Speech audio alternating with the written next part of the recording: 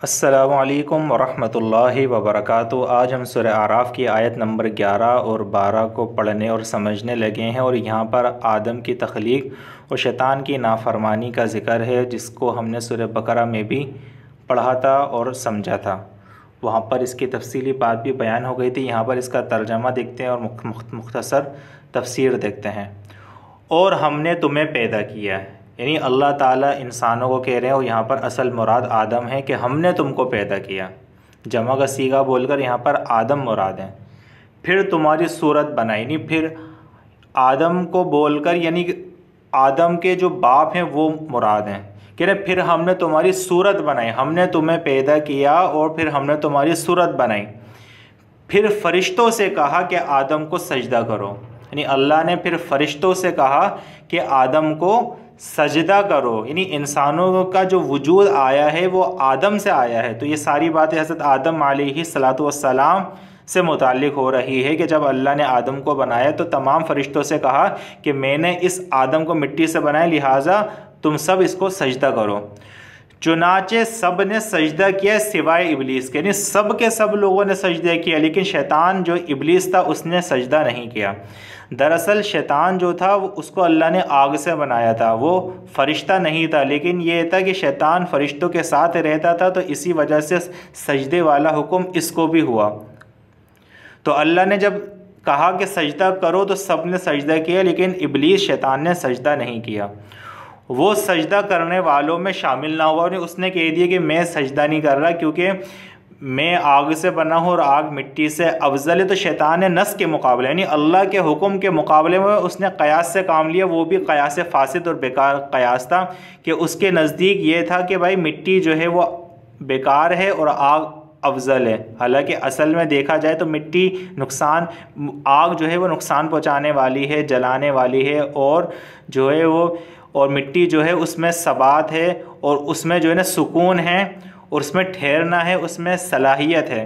तो शैतान ने अपना क़यास फासिद किया था, जिसकी बुनियाद पर उसने ये कह दिया कि मैं इसको सजदा नहीं करूँगा। और वो उस कमबख्त ने ये नहीं देखा कि अरे उल्लू तुझे हुक्म कौन दे रहा है, तुझे अल्लाह हुक्म दे रहा है। अल्लाह के हुक्म को छोड़कर तो अपने अकल से सोच रहा है। अल्लाह ने हुक्म दिया तो फरिश्ते तुझसे अफजल हैं कि उन्होंने देखा कि अल्लाह का हुक्म है तो लिहाजा सजदा करो, कुछ भी ना सोचो। तो जो अल्लाह वाले लोग होते हैं बस वो अल्लाह के हुक्म के आके अपना सर झुका देते हैं, लेकिन इसमें तकब्बुर था, इसलिए इस शैतान ने कह दिया, इब्लीस ने कह दिया कि मैं सजदा नहीं करूँगा। फिर अगली आयत में ज़िक्र है अल्लाह ने कहा, यानी जब शैतान ने इब्लीस ने मना कर दिया कि मैं सजदा नहीं करूँगा, तो फिर अल्लाह ने कहा जब मैंने तुझे हुक्म दे दिया था तो तुझे सजदा करने से किस चीज़ ने रोका। नहीं अल्लाह ने शैतान इब्लीस से अल्लाह ने कहा कि जब तुझे मैंने सजदे का हुक्म दे दिया तो तुझे सजदे से किस चीज़ ने रोका, तूने क्यों सजदा नहीं किया। वो बोला यानी इब्लीस बोला मैं इससे बेहतर हूँ। उसने कहा कि मैं इस मिट्टी से बेहतर हूँ, मैं इस आदम से बेहतर हूँ। तूने मुझे आग से पैदा किया और इसको मिट्टी से पैदा किया, यानी तूने मुझे आग से पैदा किया है और इसको मिट्टी से पैदा किया है। तो मिट्टी जो है वो अफजल नहीं, मैं आग हूँ, अफजल हूँ।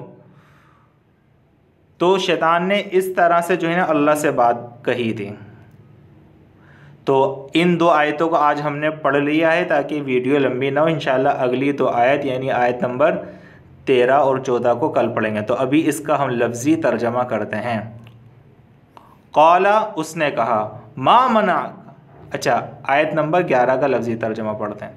वलक़द और अलबत्ता खलक़नाकुम हमने तुम्हें पैदा किया, सुम्मा फिर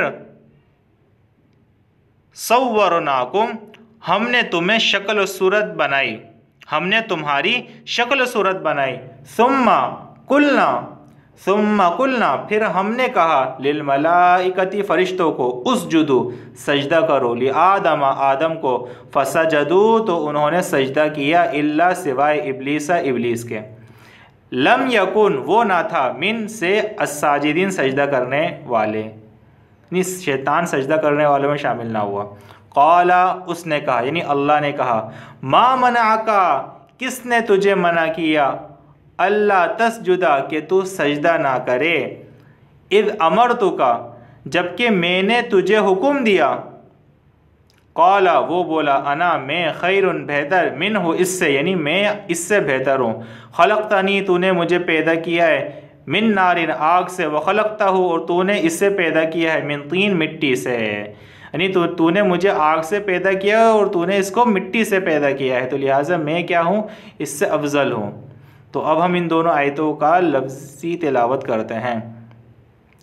वलक़द वलक़द खलक़नाकुम सुम्मा सव्वरनाकुम सुम्मा कुलना कुलना लिलमलाइकतिस्जुदू